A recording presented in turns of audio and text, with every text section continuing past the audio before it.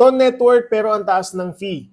Guys, bakit mataas ang fee? Pag-usapan natin kasi nga congested ang line tsaka napaka-traffic. So meaning to say, ito yung mga first 2 days nung listing ng Hamster Combat dahil Ton network lang naman ang available network niya to transact.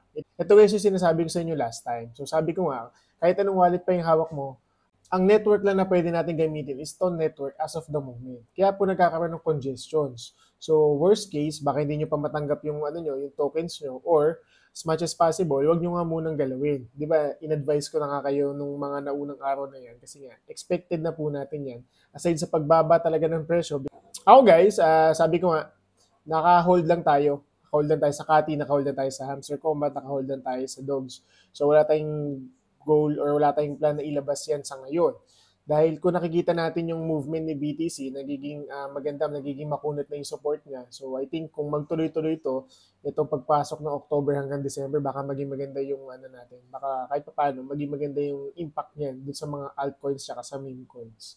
So hold lang tayo, huwag kayong magmadali. Kasi sabi nyo, mababa presyo. So bebenta mo na kasi babagsak pa.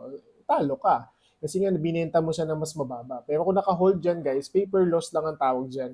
Bumaba man yan from 1,000 to 800 to 500, even 200. Paper loss lang yan. Hindi ka talo hanggat hindi mo binibenta. Okay?